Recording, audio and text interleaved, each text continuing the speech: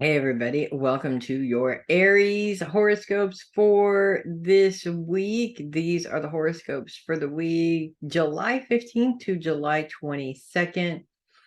There is an awful lot of crazy stuff going on, but you guys aren't involved, which is nice for a change. Because there is no planets in Aries. There continues to be no planets in Aries. There's planets that are very close to Aries, but not really close enough to make a difference. So that's kind of a cool thing.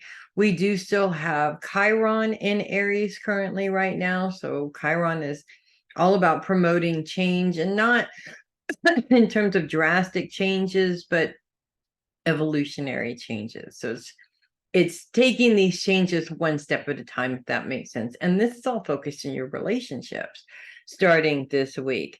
And what's interesting about this is most people, when they say making changes to their relationship, a lot of people go drastically to ending a relationship. And that's not really what we're talking about here. The way that you communicate within your relationships does make a difference in terms of how the relationship progresses.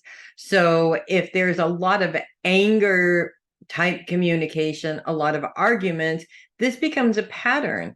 And the two can't talk to each other without arguing anymore. So this really is about busting up your communication patterns, not necessarily about the other person busting up theirs. Now, yes, I agree. Everybody, if you're going to change everybody, it should be equal. I get that.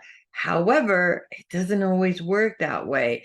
And it takes one person in the relationship to change the communication pattern in order for both people to see that they may need to change the communication pattern, if that makes sense. So it still takes one person making that change first, and then things sort of kind of fall into place.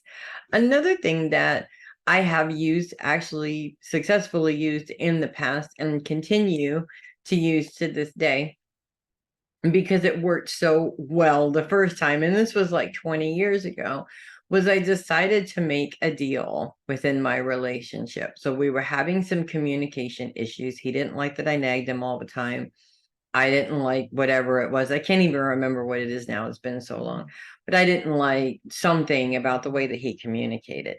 So I made a deal with him and I said, okay, give me something that you don't like about what I do. It's kind of funny, actually. I only remember what he didn't like about me, not the other way around. And this is where the nagging came in. He says, I'm tired of you nagging me all the time. You're constantly on my behind to do this and that and other thing. I said, okay, I get that. It's a drawback to women. I get that. My grandmother is a horrendous nagger. So bottom line is, I said, okay, I'll give that up and be aware of when I'm doing it, not thinking about it. But I would like for you to do something in return. So we made a deal, and both of us had something to work on with ourselves that was affecting the other one in the relationship. It worked out very well.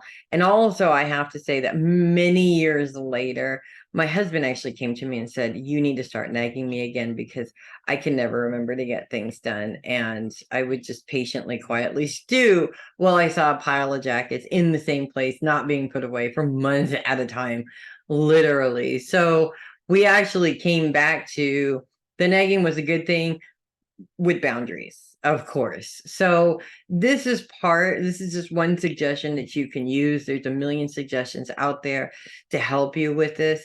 But honestly, relationships are two-person deals. Sometimes there's a lot more people involved, but generally they're two-person deals. One person has to be able to move in order for the relationship to have any kind of hope of evolution. So if you're identifying these patterns within your relationships this week, which chances are you're going to, it's a really good time to take a look at how you are approaching the situation, how you are communicating within that situation, and take a look at where you can make some changes rather than constantly focusing on what the other person can do, because that takes the whole thing out of your control and you're just stuck in it until that other person figures it out. It's really not fair on either one of you. So That's what I have for you guys this week. If you love your horoscopes, do click the link below and send me a copy. I would greatly appreciate it. And I will see you guys next week. Make it a great one, everybody.